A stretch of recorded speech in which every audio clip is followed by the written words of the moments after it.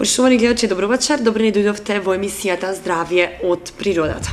Добре знаеме дека луѓето се повеќе избегнуваат терапија подготвена во лабораторија. Исплашени и од несаканите дејства и од многобројните фармацевски афери во светот. Богатството од билки во земјава и нивната лековитост за многу лекови од аптека нуди тревка во природата. Но мора и многу да се внимава каде се собираат, како се берат, од кого се купуваат и дали правилно се подготвуваат билките за народните рецепти.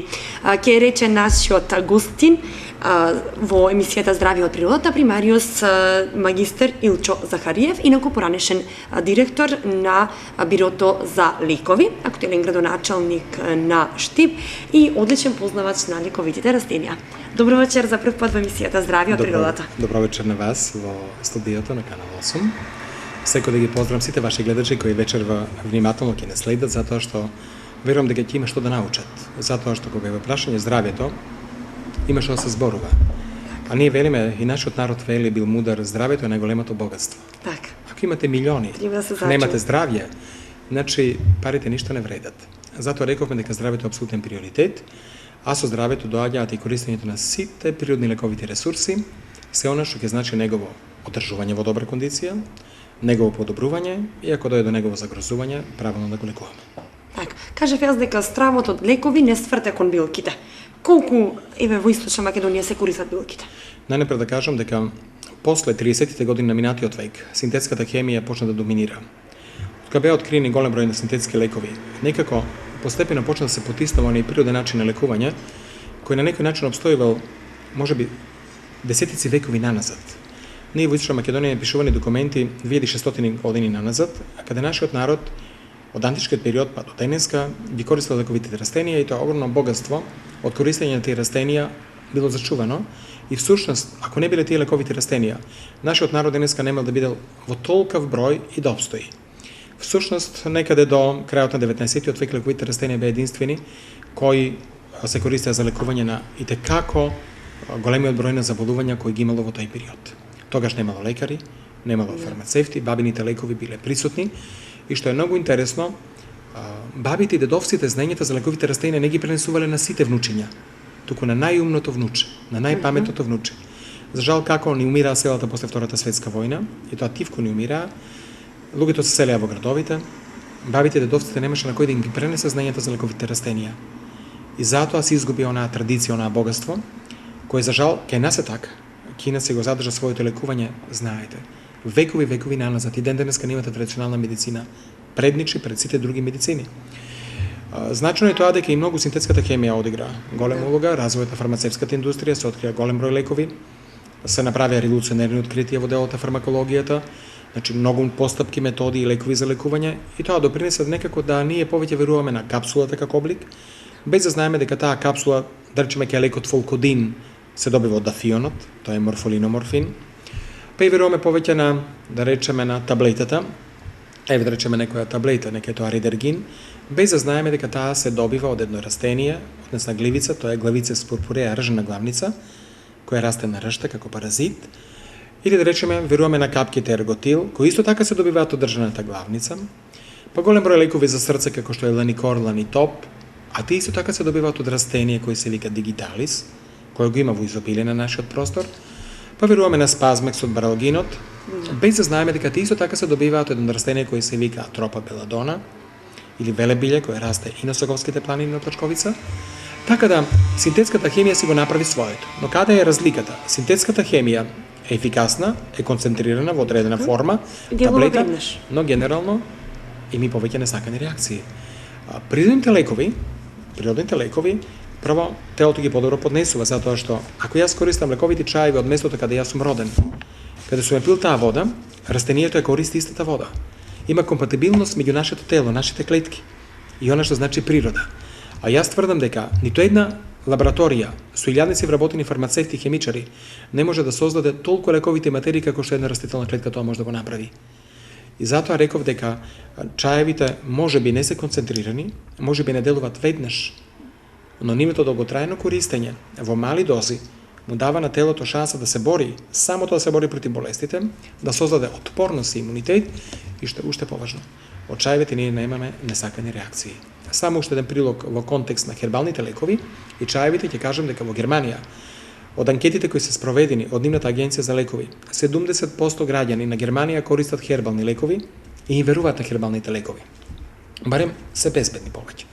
И што е многу интересно, Германија увезува огромни количини чаеви, сурви чаеви од Македонија, тамо ги екстрахира, ни прави одредени лекови форма на сиропи, капсули, таблети и ни ги продава многу поскапо. И битно е да знаат граѓаните дека секоја ливада крие многу тајни. Вештината на познавањето на лековитите растенија е многу битна, за да можеме да ги препознаеме, правилно да ги набереме, во точен временски интервал кога се берат, бидејќи секој пат не се берат во исто време, а тоа зависи од многу работи, ќе ги објасниме подоцна, и секако правилно да ги сушиме, чуваме, но најважно е да направиме лекови од нив дома.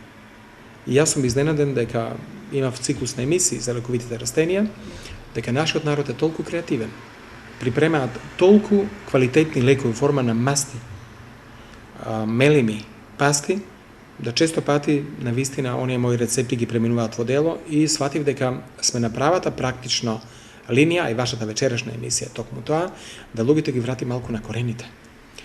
Што е најважно, чаевите се ефтини и се без пари. Треба да ги познаеме, да ги набереме и не смее семејство да во својата домашна аптека нема барем 10 врсти на чаеви кои се користат за различни заболувања. Да, ќе ги објаснеме тие сите врсти на чаеви кои се користат за секакви заболувања, но само да споменам дека анкетите покажале дека 70% од населението во Западна Европа веруваат во традиционалната медицина. Па тоа веќе рекол во Германија, да. али тоа е во Франција. Ако отидете во Франција, во аптеката ќе видите колку многу хербални лекови има. Да. Интересно е дека во Кина, ако отидете во нивната аптека, сегашна аптека современа, во сите фиоки има чаеви. Тамо фармацевтот ви ги припрема комбинациите на чаеви. Но знае кој чај со кој да се комбинира. Секако дека стручните лица фармацевтите имаат огромни познавања за лековитите растенија, тие тоа го учат, но верувајте дека често пати кога ќе отидат во природа, ќе прескокнат некој многу важно растение. Секоја ливада на Соговските планини, на Плачковица, Повчеполието, Кочанско поле, Мелешевијата, Голак, Влајна, има по десетици лековити растенија. Да речеме, за мене ливадата е аптека, природна аптека. За некој кој не ги познава растенијата е обична трева. Зошто велат лекот во шишницата на аптекарот е лек. Но ако го ставите во джепот на убиец, тоа може да биде силен отров. И затоа, ако заеме дека ние имаме над 3000 виши растенија во Македонија, од кои 500 се лековити, докажани лековити, во врвни лаборатории, можеме да кажеме дека 20% од нив имаат алкалоиди и нивното познавање е неопходно затоа што мораме правилно да ги користиме на соодветен начин, строго дефинирана доза, бидејќи секое незнаење, површност и припремање на соодветен начин може да му наштети на телото. Конкретно, ако ние земеме некој чај кој се користи, да речеме, а содржи алкалоиди, тој чај не мора да го препреме на вистина стручно и да го пиеме во строго дефинирани дози и во строго дефиниран временски интервал. И затоа реков дека кај нас луѓето малку ги познаваат лековитите растенија, освен оние стандардни што ги познаваат, да речеме, ригенот, кантерионот, мајчина душица, шарпланински чај, камилица, нели, тегавец, босилок, невен, подбел. Тоа се растенија кои ги има по нашите планини. Сепак мора да кажам дека од моите истражувања Источна Македонија е многу богата со лековити растенија и секој одење во природа, ако не биде искористено да се наберат чаеви кои ќе ги има во зимскиот период, со кои ќе се подобри имунитетот на семејството, за да се избегнат користењето на толку скапите готови лекови и пред се нивните несакани реакции да ги избегнеме, мислам дека ќе биде неуспех за секој семејство. Секој семејство кој држи до своето здравје и кој има здравствена култура, чаевите мора да бидат првиот и основен лек. Се друго може да биде понатаму надградба. Секако.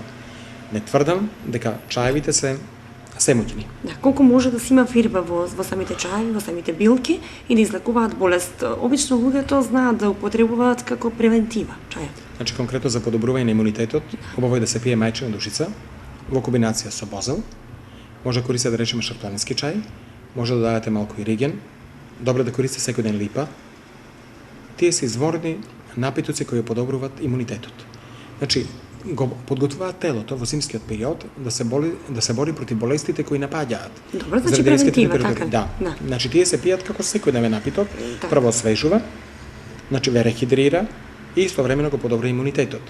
Професор Тусаков, еден од нашите најврени фармакогности, докажал дека ако во 2 класа тестираме, испитуваме колку деца ќе бидат отсутни во зимскиот период и ако на едниот клас му даваме секој ден да пие чај од мајчина душица, и заклучил дека тој клас каде се пиел чај секој ден, децата биле поздрави, помалку заболувале да речеме од настинки, од грип, од респираторни заболувања, и тоа е докажано научно, а другиот клас, децата повеќе заболувале, покажува дека пиењето на такви ароматични чаеви, кои се индиферентни, кои имаат етерни масла, и тоа во секојдневната употреба е потребно за телото. Тоа е најевтиниот лек. Дома да не ви представува да го припремите и тоа да го припремите на прав начин. Сега вие не може мајчината душица да вриете. Нели? Да. Туку ќе припремите како инфуз, што значи дека припремата на овие чаеви е корисно. Пиењето на камилица навечер чај со малку ким ќе ви голесни варењето на храната. Нема да имате тешкоти, дури ако сте прејадени ќе имате леснотија, ќе имате мирен сон. Што е многу значено затоа што камилица делува силно противоспалително. Кимот го подобрува варењето на храната, делува карминативно, смалува стомашни воспалени и болки. И вие ако земете една чаша камилица навечер, верувајте ќе заспиете, ќе имате мирен сон. Тие камилицата во мали дози е благ седатив, а за децата да не зборуваме. Кимот само ќе помогне во тој сегмент. Што се едноставни чаеви кои ние ги гледаме на секој чекор, а тие навистина можат да помогнат. Значи имаме чаеви кои нивното долготрајно користење, дали е при заболување на дишните патишта, дали е при заболување на кардиоваскуларниот систем, простата заболување на срцето и крвните садови, дали да речем при заболување на црниот дроб, при одредени бубрежни проблеми, значи хронични инфекции, нивната користење може да даде навистина фантастични резултати. Да речеме, јас имам искуство со користење за чаеви против респираторни заболувања. Ако направите една комбинација на чај која содржи лист од подбел, па на таа додадете малку мајчина душица, риген, цвет од бозел, можеби босилок, лист од тегавец и сето тоа на пример го измешате во една еднаква мешавина и во дневно пиете, дневно пиете по 2 чаши од овој чај како инфуз. Значи завриете чаша вода, ставите на супина лажица, кисне 15 до 30 минути, процедите, засладите со мед, наутро една чаша, вечер една чаша. Прво, ако имате влажна качица ќе престане. Ако имате сува качица ќе престане. Ако имате гушење во градите или ако имате некои хронични белодробни проблеми, дали тоа бронхијална астма, емфизем, дали се прележале бронхит или бронхопнеумонија, верувајте дека тие пациенти доаѓаат до подобрување на здравјето. Со таквата комбинација што предмалку ја кажав, не имаме пациенти кои веќе не користат спрееви против бронхијална астма. А замислете, сите тие, и подбелот, и мајчината душица, и ригенот, и босилокот, и цветот од невен, и цветот од бозел, и тегавецот, ние ги имаме насекаде околу нас. Треба само да ги набереме, правилно да ги сушиме под сенка, да ги чуваме во хартија на амбалажа, не подолго од 2 години. Оти со текот на времето калираат и губат од лековитите материи. И ако ги пиеме секој ден, а не треба да ни представува проблем, бидејќи чајот е лек, тогаш ние ќе имаме навистина подобрена функција на белите дробови, што е многу важно заради дишењето и функционирањето на целото тело. Или, ние имаме еден трн кој се вика глок. Глогот го има во Кочанскиот крај колку сакате. Тргнете по Кочанска река, Граче, кога се качувате да речеме на Осоговските планини и делот таму према Пресека, Церан, Ели, према Царев, така Царев врв се викаше оној другиот врв, Пониква, нели, и Руен, колку сакате има во изобили калиманци, со така имате глок. Цветот и листот од глок или плодовите се изворни лекови за подобрување на функцијата на срцето и крвните садови. Всушност, глогот представува суровина од која во Германија се прават 80 лека. И тоа лекови за покачен крвен притисок, за срцева аритмија, срцева слабост, ангина пекторис, покачени масти и склероза. И сега, кај глогот само треба се биде внимателен. Може да го пиете како чај или како тинктура. Чајот се припрема многу лесно. Ако е тоа лист од цвет, земете една кафена лажичка на 300 мл вода, врела вода, кисне половина саат. Половина испиете наутро, половина навечер. Ќе видите дека аритмијата на срцето ќе се смири веднаш. Притисокот ќе ви падне. Ако ве стегаат градите, болката ќе престане, нема да имате ангинозни болки. Но кај глогот мора да бидете внимателни во дозирањето. Тој се пие 2 пати по половина чаша, половина наутро и навечер, се зема 5 дена во неделата, да речеме од понеделник до петок, сабота и недела мора да одморите. Затоа што тој се акумулира во телото и малку успорува срцевата работа. Што значи, произволност и незнаење, лековите растенија не поднесуваат. Значи, глогот, ако не го дозирате внимателно со прекини, вие можете направите одредени здравствени проблеми. А представува еден од најдобрите природни лекови за регулирање на крвниот притисок. Или да речеме за подобрување на функцијата на црниот дроб. Децата како деца прележуваат хепатит А, тоа е инфективен хепатит, дел имаат хепатит Б, некои пациенти имаат хепатит С, некои имаат цироза, и вие, ако знаете дека еден смил кој го има на голак, а тоа е Helichrysum arenaриум, и тоа цветовите оние со интензивна жолта боја, ќе ги најдете на интернет, и верувам дека пиењето на тој чај само од смил, па ако му додадете малку, да речеме, пелин, па корен од цикорија, па корен од глуварче, па малку ајдучка трева, па агримонија еупаторија, тоа е петровец, ќе направите многу добра комбинација која ќе го штити црниот дроб.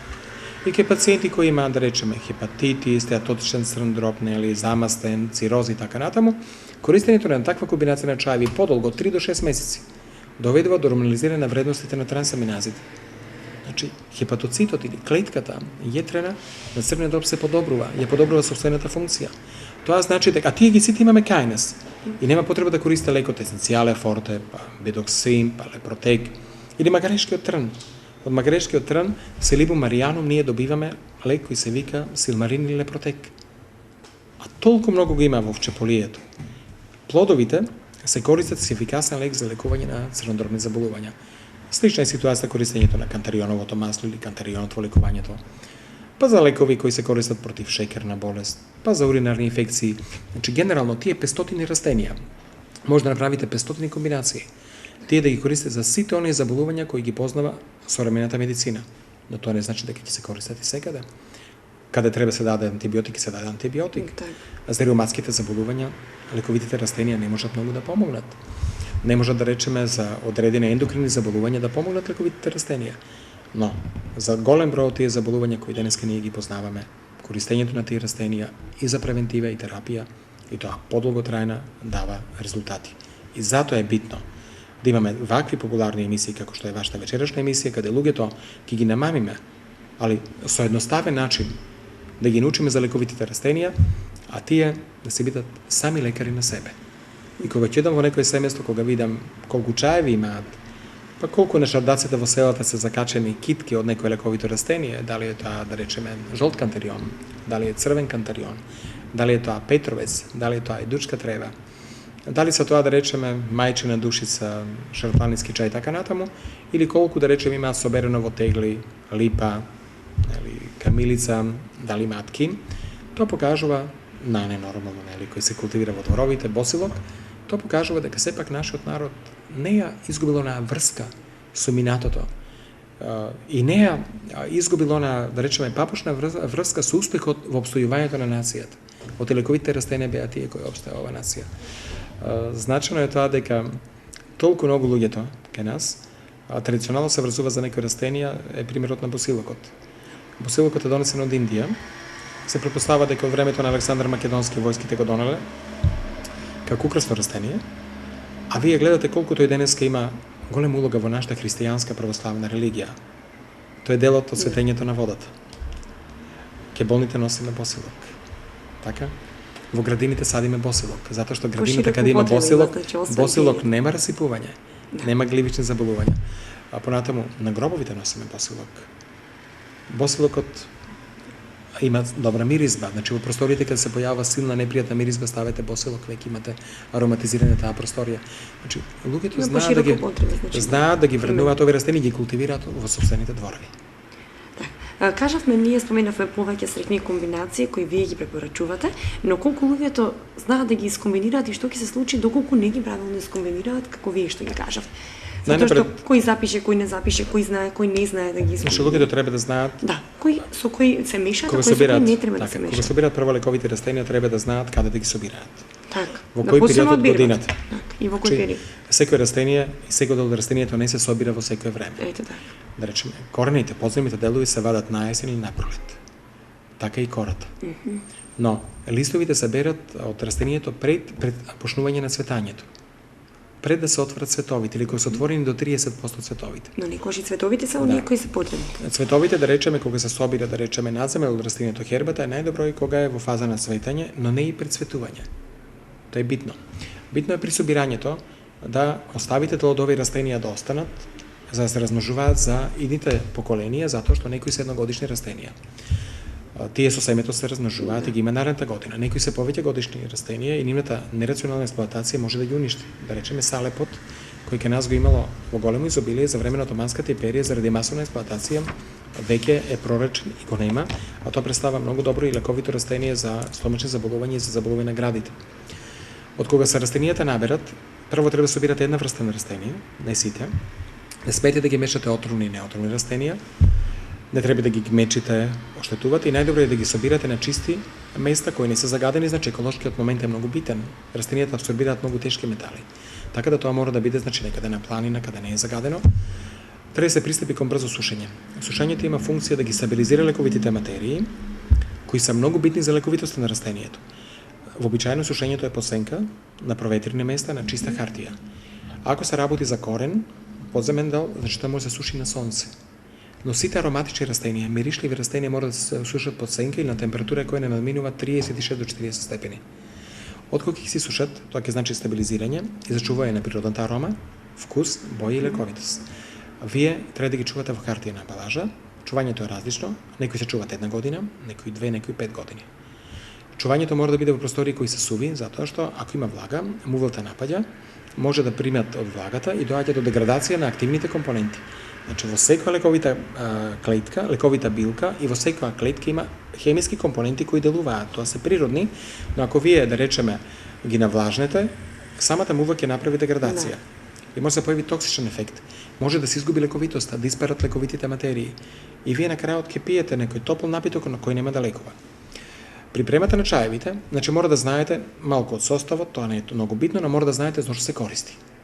Значи, една лековита билка, која се вика, пример, ајдучка трева, која многу ја знаеме, која има латинско име Ахилеа милефолиум, но колку повеќе горчи, колку повеќе лековита, значи, горчливите материи дават лековитоста, се користи за подобрување на варењето на храната, подобрување на апетитот. Се користи кај пациенти кои се малку анемични, пациенти кои имаат одредени проблеми со телесната тежина. Ја подобрува функцијата дури на панкреасот. Соковите од тенкото и дебелото црево исто така да овозможува нивно лачење. Е добар хепатопротектив, ја подобрува и циркулацијата дучката трева. Возможува зараснување на рани. При чир на желудникот, при хроничен катар, колит, нема креварења. А дучката трева кај некои пациенти доведува до темнење на косата. Заради подобраната циркулација. Надворешно може да се користи како масло за сончење. Па не е случајно се вика Ахилеа милефолиум. Името го добила по грчкиот јунак Ахил, каде мајка му кога го ставала во водата, за да биде неранлив, нели тоа е митологија, го ставала во вода во која има ајдучка трева. И оттамо Ахил, Ахилеа, а милефолиум 1000 ливчиња. Во еден лист има 1000 ливчиња. Миле, фолиум, лист. Нашите ја викат луѓе во Источна Македонија и нашиот народ ајдучка трева, бидејќи ајдуците во турско време своите рани ги лекувале со ајдучка трева. Наубаво масло за сончење се прави од ајдучка трева. На кој принцип? Ке земете 50 грама и ситната ајдучка трева, значи цветови со растителен дел, ќе ја ставите во тегло, ќе ја заслините со маслиново масло, ќе ја затворите, ќе ја ставите во сад со вода да врие како компот 3 часа. Тивко. Кога се олди само процедете. Наполните во шишиња, чувајте во фрижидерот, дојде летото, не земете други средства. Најдоброто масло за сончење ви е направено од ајдучка трева. Но, вие ајдучката трева мора да обновувате секоја година. При обновувањето мора да знаете дека секој пат кога ја берете, ќе сечете 25 до 30 см од врвот. Тоа е многу важно. Ја врзувате во китка и ја сушите под сенка. И може да направите навистина многу лекови. Кој нема апетит, нека вара ајдучка трева, ќе биде навистина задоволен. Кој нема доволна телесна тежина, мислам тоа не би треба мене, бидејќи јас имам доволен апетит, но може би треба уште малку. Не за зголемување на телесна тежина. Така е, затоа што се подобрува метаболизмот и циркулацијата. Или ако земе е камилицата. Камилицата толку многу има во овчеполието. А кога видам како луѓето купуваат во аптека, се разочарувам. Во Шведска се купува камилица во аптека, бидејќи тама нема камилица. Кај нас, овчеполието, е толку многу покрај житите и пченицата богато, самите кога ќе наберете камилицата и сушите под сенка, треба да едноставно не ја оштедите и треба да ја користите на прав начин. Како се пие камилица? Камилицата мора да се пие во доволна концентрација. Пример, не ставите само неколку цветчиња. На 300 мл вода ја ставаме една супина лажица камилица, да биде доволно концентрирана. Треба да не стои само 1 минута. 15 минути минимум. И навечер се Кажете пие ли да млака. препорачувате 15 минимум да 15 до 30 минути. Обавезно и промешување неколку пати за да имате добра екстракција. Оте не е само да ја заматите водата, туку напротив, со топлата вода да ги екстрахирате сите лековите компоненти од чајот и да ги пиете. И Камилица да покажува дека само 5 минути се чека чајот, па така и пишува на кисичката кога... 15, тоа е филтер чај. Филтер чај. Али она што набереме сами е подруга малку, значи целата структура е. Значи ако ме прашувате мене што повеќе пиете, јас не пијам филтер чај. Да. Тука јас пијам значи комплет тото. Значи тоа се вика целото растение. За да добие малку и хлорофил, нели така натаму. И тој чај може да се напиете навечер. Децата ако имаат стомашни болки, камилица обавезно, може малку да дадете ким, може малку и нане да се додаде. Имате изворена комбинација која ќе ви замени една таблета Spasmex, ќе ви замени една таблета Баралгин, Бускопан, Дарикон. Ме разбирате, нели? Или копривата, која ние ја знаеме по незините својства. И дека е добра за крвта. Копривата се штити, значи растенијата се заштитуваат. Ќе ви кажам неколку примери. Глогот има боцки, тоа е трн. Бидејќи тој е жбун, за да добитокот него користи, он се штити со трнот. Тоа е еволуцијата и природата е нешто неверојатно совршено. Кога ние покушаме да менуваме таа природа, тоа ни враќа на подруг начин. Копривата е едно од најлековите растенија. Нашиот народ не бил никаква слабокрвност. Проблем било како ќе издржи крајот на декември, јануари и почетокот на февруари. Од март месец, кога ќе излезе копривата, кога ќе излезе штафелот, па потоа имаме едно кој се вика киселест растение, па лободата, спанањот. Нашиот народ веќе користел здрава и природна храна. Денеска зборува за некаква органска храна. Па нашиот народ со векови назад произведел органска храна и тоа ништо не е ново. Во селата целата храна е органска. И што е важно, копривата во себе содржи такви материи кои може да подобрат слабокрвноста за кратко време. Значи има многу железо, има витамин К кој спречува крварење, има хлорофил, има С витамин, има фолна киселина. Значи сите градежни елементи за стварање на црвените крвни клетки ги има во копривата. Бабите летно време сушат коприва, со вреќи на таванот ги чуваат. Нема чорба каде не ставаат коприва. Нема зелје каде не се става коприва. Зелниците како? Праси коприва. Че биле многу умешни и знаеле дека тоа растение на вистина помага. Но вие копривата може да направите со мед. Ќе земете 50 грама коприва, ќе ја сомелете во форма на ситен прашок и ќе ја додадете на 1 кило мед со малку лимон, ќе ја измешате 3 пати по една лажичка, не мора чај да примете. И имате копривата, значи припремена во форма на препарат со мед, кој ќе користи за слабокрвност и за анемија. Значи, списокот на лековите растенија кои навистина ги има на нашите простори гарантираат, ако ги вие познавате, ги наберете и сушите, и ако знаете правилно да припремите лекови, да ги користите за лекување на голем број на заболувања. За жал, може би за среќа малку луѓе знаат како нашиот народ не ги познава, за жал затоа што не знае да ги искористи, за среќа бар тие опстојуваат во природата, не ги уништуваме. И тие што знаат да ги уживат. Бар 30% од лековитите растенија ги има во аптеките. Само ги има во форма на сиропи, таблети, капсули, ампули. А ние не сме свесни. Не сме свесни дека се од лековите растенија. Еве лепротекот, ако ви кажам дека, а веќе го спомнав, се добива од магарешки трн. Зошто е тој лек?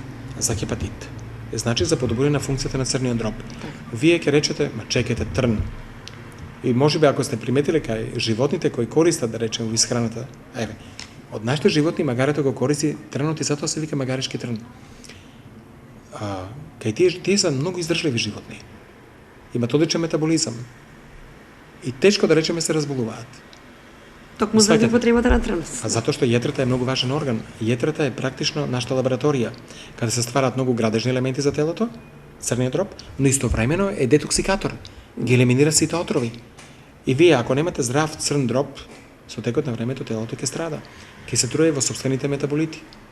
Нема создаваат градежни материјали кои се битни за ова тело, а 20 функции има црниот дроб. И вие мора да го штитите, секој орган е битен и значаен. Или да речеме, тие што имаат срцева слабост, во аптеките земаат цидиланит, земаат ланикор, ланитоп, дилакор, а тие се добиваат од дигиталисот. А кога тргнете, да речеме, од Пониква, целиот дел према Царев врв, вие дигиталис. Или за искашлување, да речеме, имате толку многу растенија кај нас, девизмата, лопенот, или... Подбелот можеби ќе го кажете за Подбелот е одличен. Подбелот е за респираторни заболувања и тој се вика латински тусилаго фарвара. Тусис значи кашлица. Самото име открива и негова примена, негови индикации. Нашиот народ на сите растенија кои одиграле голема улога за негувањето на здравјето им дал убави имиња. Зар мислите дека мајчината душица има случајно такво име? Мајчина душица, има ли нешто подобро од мајчината душа? Па мајките нас не носеле 9 месеци во утробата. Своите коски ги разложувале за да се формираат нашите коски. Своите елементи и минерали, знаете, ги разложувале ние да бидеме создадени. И видите нашиот народ кој име го дале. Значи мајчина душица. Или да речеме за нека отровно растение, чемерик. Чемер, отрови чемери. Значи, тоа лековито растение во самото име оставиле белег. Дека тоа растение е отровно. Имаме многу убави имиња на голем број на растенија кои на некој начин народот сакал да им остави траен белег, дека на вистина камилица. Исто, многу убаво име. Али имаме растенија да речеме кои имаат имиња кои асоцираат на нивната токсичност и неприменливост.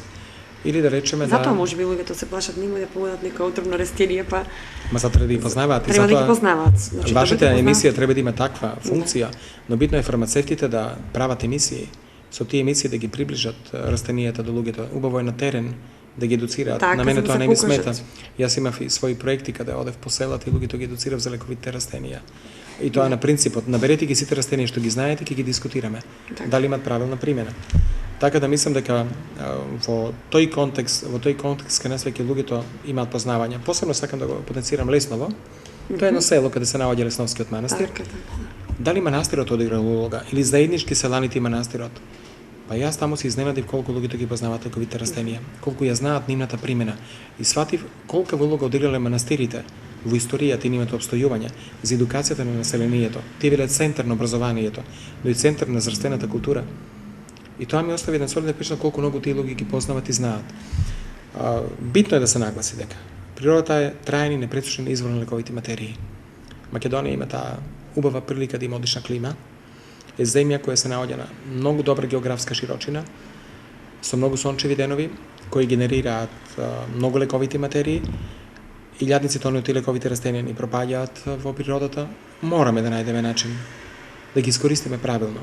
Ако ние правилно ги искористиме, верувајте, и државата ќе има корис, и здравствениот систем ќе има корис, но највеќе ќе имаат корис самите граѓани, кои со нивното користење ќе се го подобрат здравјето, ќе се го подобрат и буџетот, затоа што економската експлоатација на лековитите растенија е многу битен сегмент.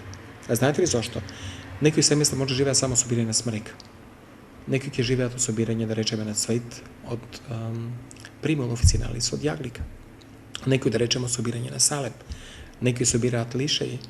Значи, многу лековити растенија се собираат, алкалоиди откупува и можат економски да на некој начин обстојат, да се го подобрат својот семеен буџет, а дел од тие растенија нормално ќе искористат и за сопствени потреби. Битно е дека во државата мора да имаме и фабрики кои ќе ги преработуваат овие чаеви, но пред се домашните аптеки, каде луѓето сами со својата креативност, врз основа на правилните рецепти кои ние им ги кажуваме, и правилниот начин на користење на вистина може да допринесат многу за сопственото здравје.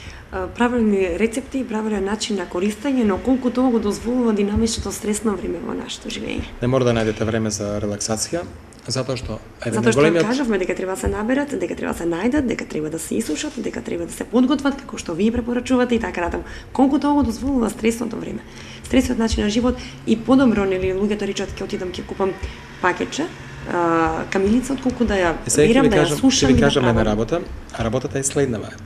Значи треба да знаете дека најдобриот лек за подобрување на емотивното здравје за стресот е одење во природа. Јас тоа го викам во наводници пасење на трева. Кога ќе во природа, кога телефонот ќе го исклучите, мобилниот, кога нема да гледате телевизорот, кога нема да ви дојде тој ден инкасаторот, кога нема да отидете во самопослуга да ги видите цените, се полесно доживува. Во природа времето застанува. Денот е подолг, годината е подолга. Всушност, јас сакам да живеам во времиња кога времето не тече така брзо. И јас користам секоја прилика. И во текот на работниот ден и навечер да излезам со сопругата по Вчеполието да пешачам. И одам во оние запуштени наши села. А тамо, на некој начин, се враќам на она што е исконско, право. Таков мир, такво полнење на батериите, така подобрење на емотивното здраве, затоа што како градоначалник да ги издржите сите овие стресови кои ги имате и напор, ви треба да имате и одмор. Дел се од тоа лековитите растенија. Тамо ја повторувам фармакогнозијата, тамо берам чаеви. Секоја прилика кога можам да ја во мелешевијата, тоа го правам. кога може да одидем во планина, да бидам сам и осамен, да разговарам на некој начин со дрвјата и со лековитите билки, тоа е лек за душата. Значи, за да избегате од емоционалниот стрес кој не напаѓа од сите страни. Да. Може би и чаеви ги препорачате. Да, па чаевите да речеме Тука за валеријанат. подобрување емотивно здравје, прво е маточина. Маточината, да, маточината пчеларите добро знаат. Доаѓа маточината. Да, затоа што е поблак чај. Маточината, каламинтата која има многу на Плачковица, има и Кочанскиот дел на Плачковица, на Зрновци горе, Мородви, Како дел, рековте? каламинта. Каламинта, Тоа е многу малку знаат. природна маточина. Тука доаѓа нането. И кантерионот помага, па и камилицата помага за смирување. Валеријаната е многу важна и значајна, посебно капките од валеријане или тинктура валеријане. 15 капки на коцка шеќер помагаат за смирување. За време на Втората светска војна единствен лек. И ден денеска старите го знаат. На некој начин ќе бидете смирени, сталожени, нема да бидете раздразливи. Навечер ќе имате мирен сон. Да кажам дека и хмелот е многу битен. Хмелот делува неверојатно седативно. Хмел. Така? Да, од него се прави пивото, знаете, горчливиот вкус на пивото доаѓа од хмелот. Ако се напиете пивото, пивото не ве тера на беснеење. Ако пиете алкохол, алкохол дразни и иритира. Ако сте напиени од пиво, вие сте смирени, не ве тера на спиење. Тоа од хмелот. Тоа има седативна компонента. И мислам дека најдобро е кога имате можност и прилика, кога дома сте нервозни, кога имате одредени проблеми на работа, попладне, оставете се. Затоа што од лошо емоционално здравје, од стресови и нервози се добиваат болестите. Значи, вие не можете да се разболите од многу јадење или од гладување. Но од стресови ќе имате страшни проблеми. Ќе добиете чир, катар, ќе ви се качи крвни притисок, ќе ве стега срцето, ќе ви страдаат витални органи. И затоа одете во природа, релаксирајте се и берете чаеви. И верувајте дека на крајот ќе имате добар ефект. Ако еднаш во неделата отидете во природа е доволно. Ако тоа го правите секој ден, ќе живеете 100 години. Тоа е мојата формула за издржливост. 5 часот научно почнува со работа, 5 часот наутро. 5 часот почнувате? Може Па завршувам некаде тамо до 23 часот. Конзумирањето на белки. 23, али секој утро. Што пие градоначалникот наш тип секој ден? Значи пием повеќе врсти на чаеви. Значи камилица вообичаено навечер пием. Навечер камилица. Камилица. Наутро пиеме една комбинација од мои лични комбинации, каде има 7 до 10 растенија. Функцијата е различна, да го подобри имунитетот, отпорноста и за подобрување на функцијата на црниот дроб. Значи тоа го правам секој утро. Инаку вообичаено кога отидам во Делчево, во селото кај мене, пијам еден чај кој го викаме габровски чај. Тоа е Сатуреја субспиката, вариетет македоника, еден од најдобрите чаеви, најароматичните чаеви. Кога одите на пазарот во Делчево, во Снопчиња е врзан, ќе ви рече дека тоа е најдобро со ајвар да се пие. Јас ги прашам, зошто се користи? Вика, со ајвар е најдобар. А замислете, луѓето али знаат дека е многу вкусен и ароматичен чај. Нормално, повремено користам и ким, да речеме. Ригенот исто така е одличен напиток, помешан со босилокот и бозилот. И секој дека камилицата која користам ја берем само в чеболијето. Поубава, поароматична, повкусна, од неја не постои. Добро. Еве за крај да кажеме и да објасниме колку може да им савирува на оние дивите продавачи на лековити билки. Треба се биде предпазлив. Најдобриот чај е што сами ќе го наберете, затоа што сами знаете каде сте го набрале. Так, да. Дали на чисто место. Доколку немате прилика да сами сте го сушиле. Комбинации на чаеви од приватни лица не користете. Комбинации на чаеви затоа што се плашиме дека можеби ќе има некоја отровна лековита билка. Но поединечник, тој што ги познавате, може да ги користите, но треба да препознаете дали се квалитетни. Ако листот е пожолтен, не е зелен, значи не е набран и не е сушен соодветно. Ако цветот е блед, тогаш ќе имаме повторно проблем во текот на берењето. Ако видите дека остапува одредена содржина во аромата, значи не е сушен од сенка туку на сонце. Така да тие работи се многу важни. Моја препорака е ваша препорака? Сами да ги берете чаевите. Сами да ги сушите повторно во природа и сами да ги уживате и тоа да речеме за оние кои се во брак да се фатат за раче со сопругат со сопругата или друга. Да, или сопругата со сопругот, додат во природа ќе се постат на старите времиња. Па ако наберете чаеви тоа ќе биде убаво и тоа е најдобар лек за емотивно здравје и за семејна хармонија. Тоа е многу важно. Децата во училиштата тоа да го прават со наставниците додат во природа и таму да имаат едукација. За децата, Ние во Штип имаме едната година ботаничка градина, каде планираме 50 лековити растенија да има во таа ботаничка градина со комплетни монографии, каде сите деца ќе имаат обавезен час таму да ги научат лековите растенија. Тоа е веќе зацртано во мојата програма и така ќе го реализираме, бидејќи таа ботаничка градина веќе е трасирана и ќе биде завршена. Мислиме дека таа едукативна функција е многу битна затоа што За децата негувањето од на мали, но здравјето. за да ги научат и да се подига свеста за користење на лековитите билки. Добро, јас ќе ви се заблагодарам за учеството во емисијата. Се надам дека и понатаму ќе соработуваме и повторно ќе бидете наш гост во емисијата. Има зашто да се зборува со човек кој добро ги познава лековитите билки. Јас со Добро би им задоволство- дошло на сите гледачи. Прво ми беше чест да бидам дел од вашата емисија. Со задоволство ќе бидам гост во вашата емисија, да истакнам дека луѓето заслужуваат да бидат едуцирани, а ние не треба себично да го чуваме знаењето за себе. Така. Тоа треба да го правиме со љубов. И ден денеска како градоначалник на Штип, припремам комбинација на чаеви, пациенти доаѓаат кај мене, им помагам, бидејќи мислам дека таа е моја мисија. И лично мислам дека мене ме облагородува и исполнува се тоа, затоа што денес како помогнете на еден човек, вие сте направиле големо дело, а тоа душевно мене ме храни. Така. Не кажавме за децата која комбинација ја препорачувате. Значи кај Освен малите камилицата која кај малите споминавте? деца, бебињата, значи Така. само ким, Кај бибињата ким. да, затоа Така? што кај нив метаболизмот и варењето не е развиено, затоа што недостасуваат ензими. За да ги намалиме грчевите стомашни, плачењето, болката и варењето Ете на така, храната, често мора да бибињата користат ким. имаат, да? Потоа може да се вклучи камилица, добро е да пијат мајчина душица, не е лошо да пијат и чај од бозел, иако некои велат дека бозелот е штетен, не е штетен, за искашлување обавезно цветови од примула, од јаглика. Убаво е да користат, да речеме, цветови од темјанушка за лекување на градните заболувања, така да мислам дека тие чаеви се за нив добро. Не исто така да речеме, може да дојде во предвид шарпланинскиот чај исто така добар, Така. мајчина душица. Следната емисија можеме да закажеме и некаде во природа, за да можеме и да ги објасниме билката. Напролет, кога ќе почнат да бујат вегетацијата и лековите растенија, можеме да направиме една емисија каде ќе опишеме барем 10 растенија со нивниот комплетно медицински состав, медицинска примена и начин на припрема на лекови. Јас ќе се благодарам уште еднаш. Почитувани гледачи, разговаравме со примариус магистер Илчо Захариев, актуелен градоначалник на општина Штип, инаку добар познавач на лековитите растенија. Јас ќе се заблагодарам за вниманието, верувам дека едукативно влијаеме со ваквите емисии. Довидување до следниот понеделник.